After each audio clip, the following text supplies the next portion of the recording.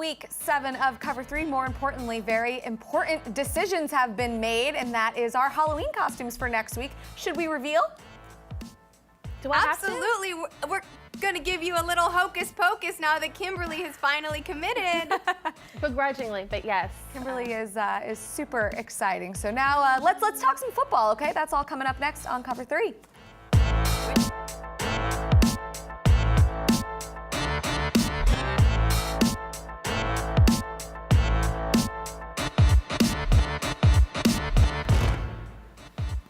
Welcome into Cover 3. Hope you had a nice weekend. I'm Michelle Gingras. Joining me from New York City is Kimberly A. Martin. And of course, on the West Coast, Liz Loza is holding it down. And we've got another exciting show coming up, talking potential NFC Super Bowl teams, getting you up to date on the latest Cowboys coaching news following their win over the Eagles with senior NFL writer Charles Robinson. And of course, previewing tonight's Monday Night Football game between the Patriots and the Jets, which you can catch right here on the Yahoo Sports app. But first, it's time to run the option. Aaron Rodgers and the Packers beat up on the Raiders in Week 7. Rodgers dominated with 6 touchdowns, all without his top receiver Davante Adams, as the Packers advanced to 6-1. And Teddy Two Gloves and the Saints pulled out another win over a tough Chicago defense to extend their record to 6-1. So Kimberly, which NFC team is more likely to head to the Super Bowl? It is my preseason Super Bowl pick. It's the Saints. You know why? Because you know exactly who the Saints are without their future Hall of Fame quarterback. Who are the Packers without Aaron Rodgers? I don't know. But at least we see with the Saints that they can be creative, they can score, they can shut teams down. And like you said, Michelle, Teddy Bridgewater, Two Gloves, this kid, he's doing just enough to keep them undefeated in Brees' absence. I 100% agree with Kimberly. The Saints have rallied together under Teddy Bridgewater. This adversity has helped their cohesion, particularly on defense. Since Week 3, when Teddy took over, this defense has allowed an average of just 18.4 points per game. That is better than the Packers. And also, without Davante Adams, how much longer can Aaron Rodgers be gifted wins at the hands of the officiants? Yeah, and it's worth mentioning the Saints were also without Alvin Kamara for this game, as well as some other big receivers on both and big players on defense as well. So you're right. The other biggest thing, the Saints are playing with a chip on their shoulder. I don't think we're going to stop seeing impressive performances from them. They have something that they want to prove. So let's move on. Jacoby Brissett and the Colts find themselves at the top of the AFC South thanks to their win over the Houston Texans. And the Ravens continue to roll behind another stellar performance from Lamar Jackson, defeating the Seahawks. So Liz, which team is the bigger threat to the Patriots in the AFC? You know, we are loving watching Lamar Jackson play. He is electric, and that defense is certainly different with Brandon Williams back in the mix. However, Lamar Jackson, outside of Week 1, has lost games when he hasn't rushed for double-digit attempts. That means he's going to have to pass, and while it isn't the sexiest pick, I think the Colts are a more disciplined team working behind a stellar offensive line. Quentin Nelson might just be the best damn football player in the league, and Frank Reich certainly knows how to creatively use those pieces together, and it's not like I've said this before, he hasn't taken a backup quarterback to the Super Bowl and won before. Yeah, I completely agree with Liz. Everybody knows I love Lamar Jackson. The kid is dynamic. He is a bigger X factor than Jacoby Brissett, but here's what Jacoby has. A more complete team, as Liz was talking about. The way they've constructed this roster, kudos, the front office, Frank Reich, who is also my preseason Coach of the Year pick. You lose your Hall of Fame, your, I guess, starting quarterback in Andrew Luck, and you're not missing a beat.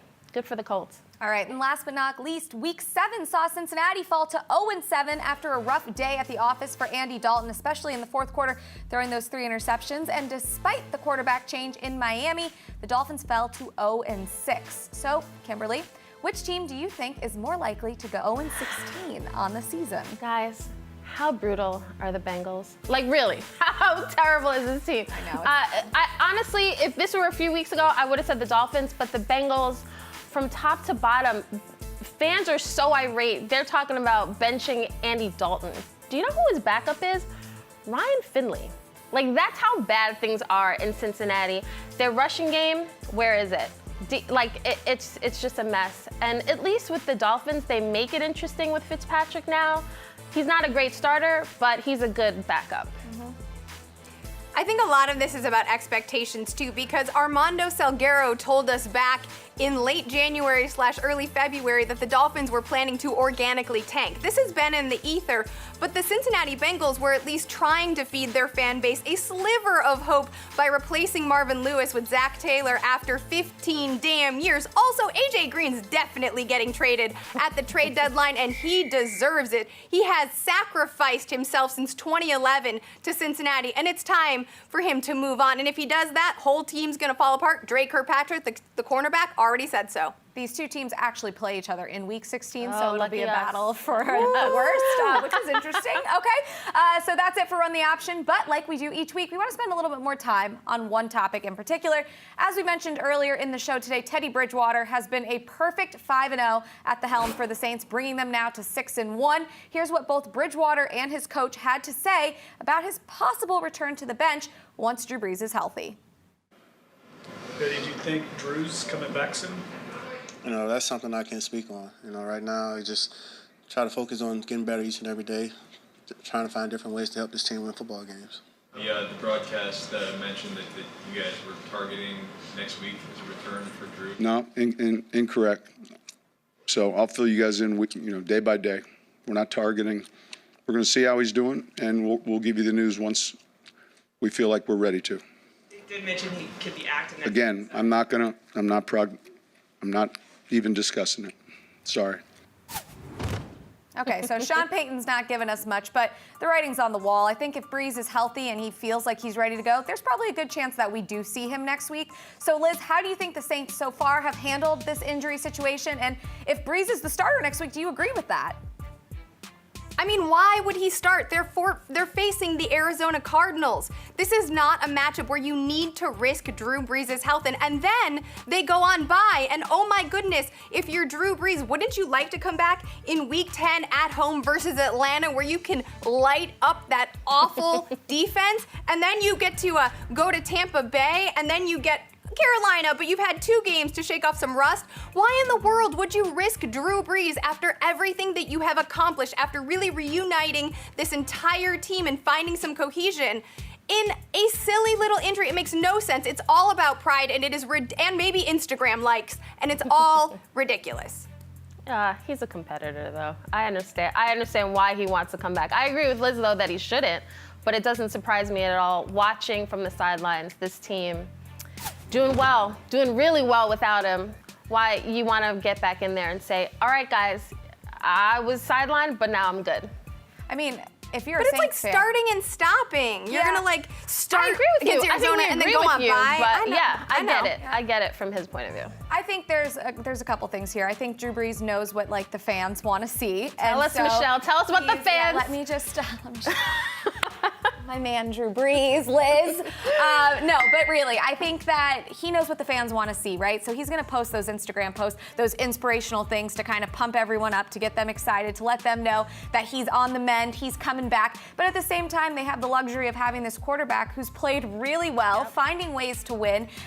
Maybe not playing I can say definitely not playing as well as Brees has played in the past, but Teddy Bridgewater is doing enough to put the team in a place where they can win the game. And then the rest of the team has really rallied around this injury and said, no, this isn't going to be our defining moment in the season that just destroys us. We're going to rally around this, and we're going to keep this whole thing rolling until we get to, I hope, what will be the Super Bowl. That being said, now they're in an interesting situation where Teddy Bridgewater, do you just put him on the bench? He's the hot hand. I don't know. You have the flexibility where you don't necessarily have to jump right back to Drew Brees. And I really hope that, even as a Saints fan, I hope that Sean Payton, which I know he is taking that into consideration. I hope everyone's kind of weighing what makes the most sense for this team, because ultimately you want a healthy Drew Brees down the stretch. So there is, as you both have said, I recognize him being a competitor, but there isn't this immediate need to just throw him back in there, especially when the team is rallied around Bridgewater. He's doing great for them. Yeah, it's a good problem to have. If you're Sean Payton, it's a really good problem to have. A lot of teams have actually in the past lost their quarterback. You look at the Eagles. Well, they were able to go on with their backup and win a Super Bowl in Nick Foles. So it can be done, but I think a lot of teams wish they had somebody as good as Bridgewater. I think rushing these players in general, these star players back from injury, is becoming ridiculous. We just saw Saquon Barkley, who on the high ankle sprain, his timeline was 4 to 6 weeks to miss. He crushed it by coming back in 3 weeks. Oh, and then what happens? He tweaked it mid-game and had to leave the field. That's your number 2 overall pick. It ain't a thing. Getting the cyborg label like Adrian Peterson.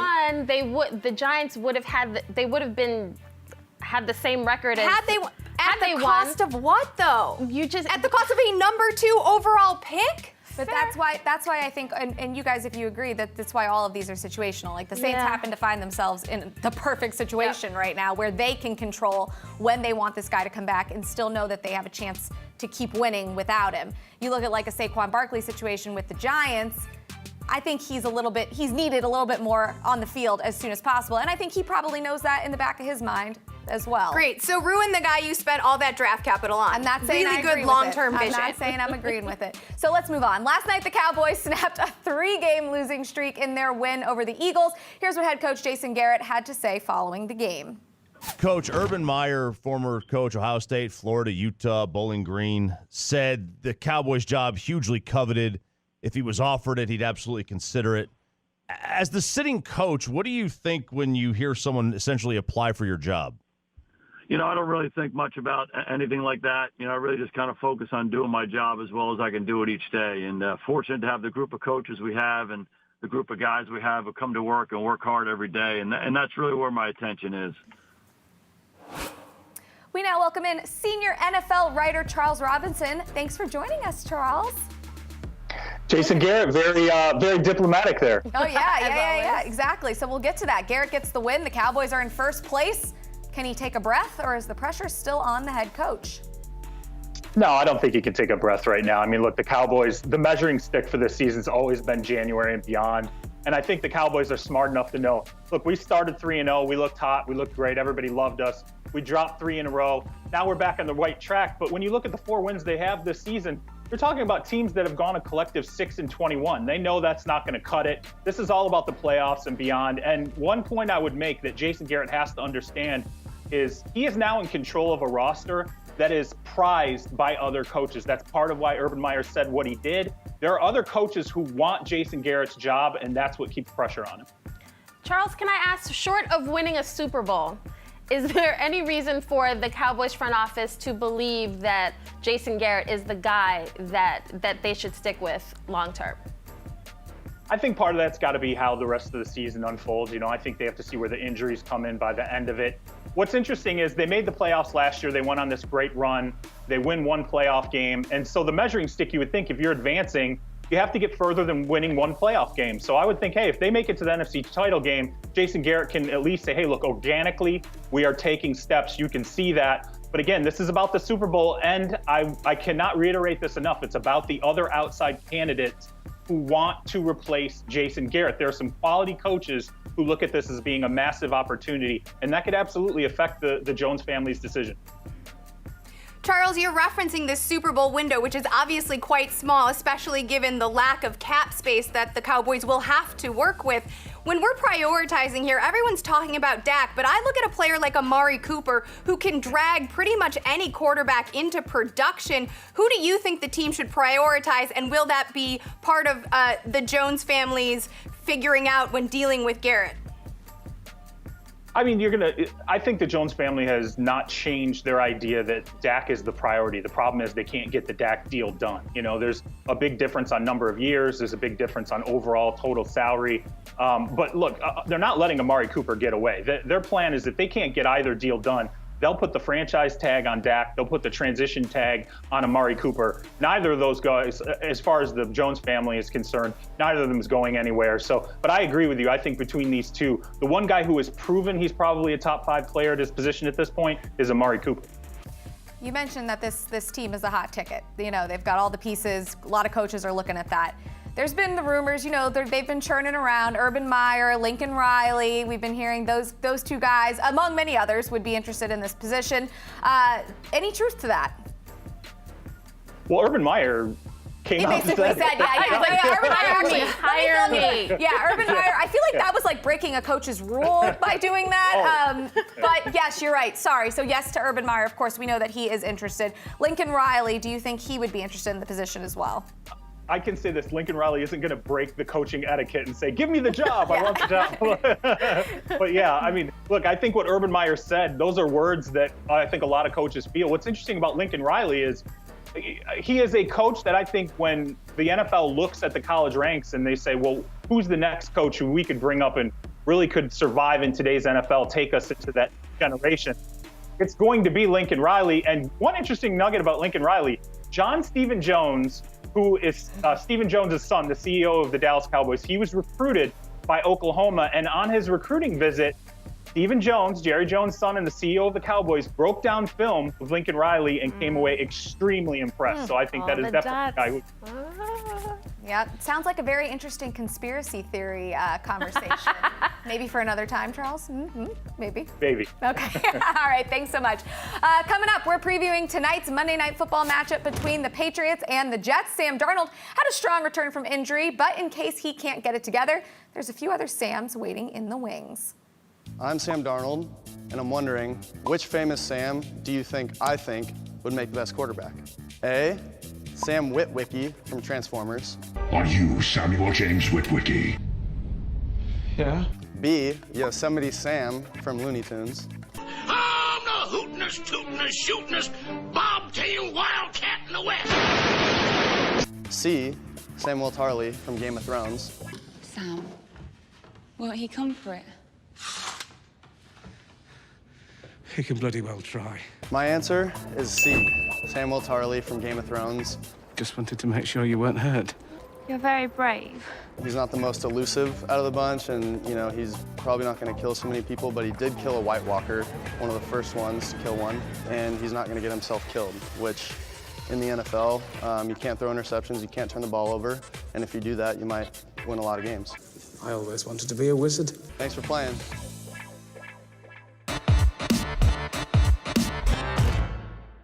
Okay, he defended that well, but I still feel like you got to go with Yosemite Sam. Oh, no. Samuel Tarly. Okay, no. Agree to disagree.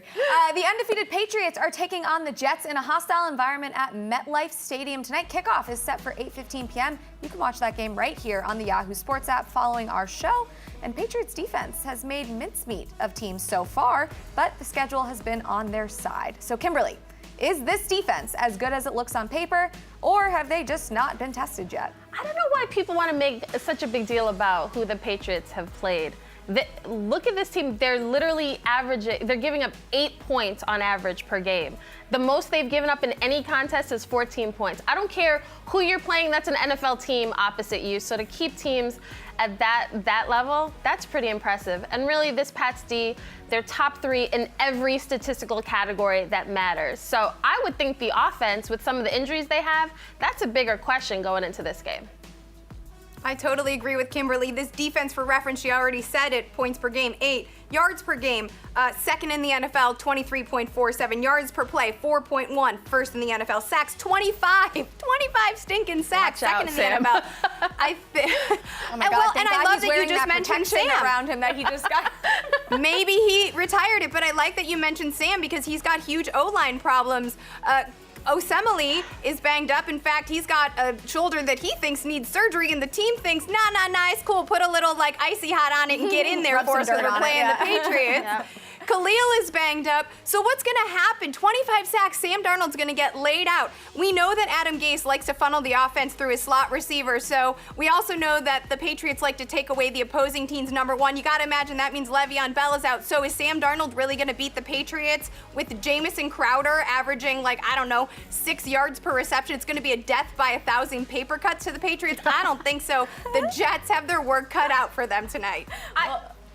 Go ahead, Kimberly. I think so. I agree with Liz. It doesn't look pretty for the Jets. I will say, here's one positive for Jets fans. The Jets really have nothing to lose. This is their rivalry. True. The Jets defense, they're decent, right? And really, the Jets to me are the ultimate haters when it comes to the Patriots. You know, you have that person in your life who just like hates that you're shining in their proximity. They always have something to say, don't like that you're the thing, right? That's how the Jets are with the Patriots. They would love nothing more than to knock them down tonight. I don't think they will, but this would be a huge statement game for Adam Gase, who reveres Bill Belichick. Like, that's who he wants to be. That's his measuring stick. He's a far ways from there, right? But if they can pull it off, that'd be a sweet upset. Yeah, Liz, Get your smelling I think I know salts your out. answer. I was going to say, I think I know your answer, Liz, but do you think that the Jets stand a chance tonight or no? I mean, I do think they're going to try, right? And it will. I will say that if the Jets have C.J. Mosley back, I believe, for this game. So, if the Jets pull this off, then wow, Adam Gase has really saved his job. I just don't expect that happening. All right, good stuff. When we come back, we're picking teams, but first, let's play. Hey, Liz Loza here with former NFL running back and Dancing with the Stars champion, Rashad Jennings. Totally humbled. You were on some teams where you needed to lift the whole offense in order to move the ball, and I know I saw you lift your dance partner on the dance floor. So can you tell me how NFL teams are lifting their squads to victory using the zone running scheme? Okay, we're going zone. Absolutely, love to. Great, well, let's play.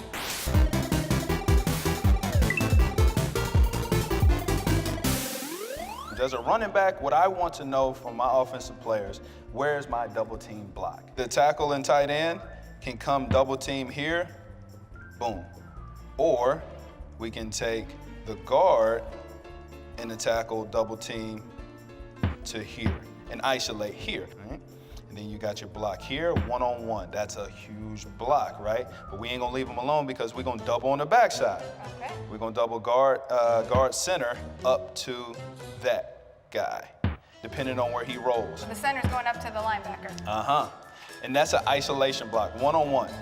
So the zone play really is the essence of how the vision is for your running back. He can go anywhere he absolutely wants on this play, anywhere. Thank you so much for showing us the zone running scheme. I can't wait for my next play day.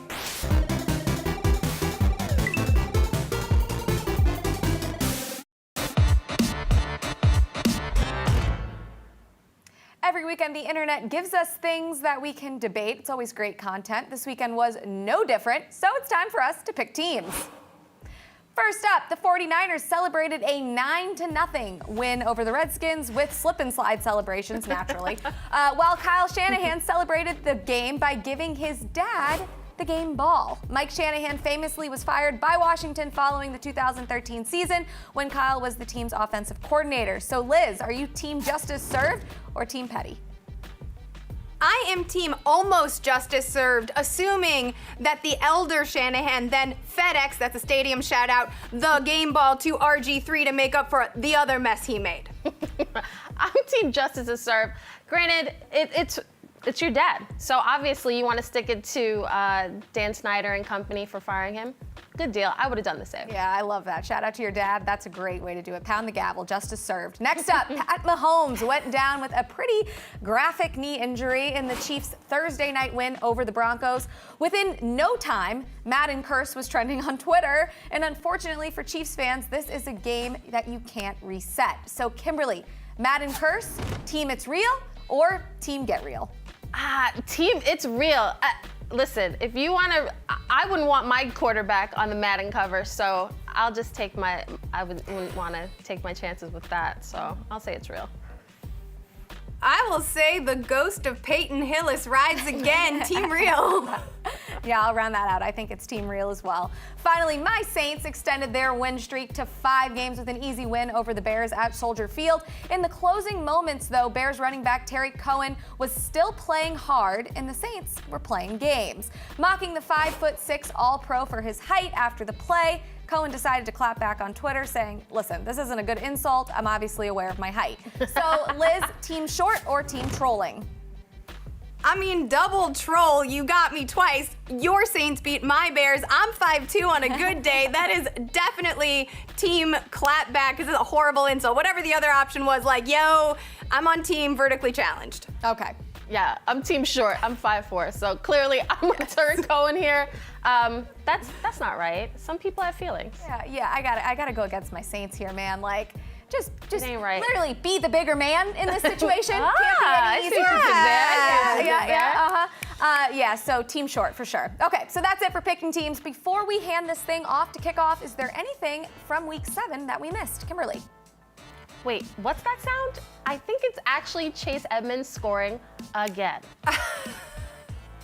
Awesome. Okay. Kimberly, it's almost as if the Cardinals should not have rushed David Johnson back from injury. You see, they should have Funny how listened that to works you. out. Weird how those things play out. All right, that's a wrap for Cover 3 for Kimberly and Liz and myself, Michelle Gingras. Thanks for watching us. Be sure to keep it locked here on the Yahoo Sports app for Patriots and Jets coming up next, and we'll see you next week.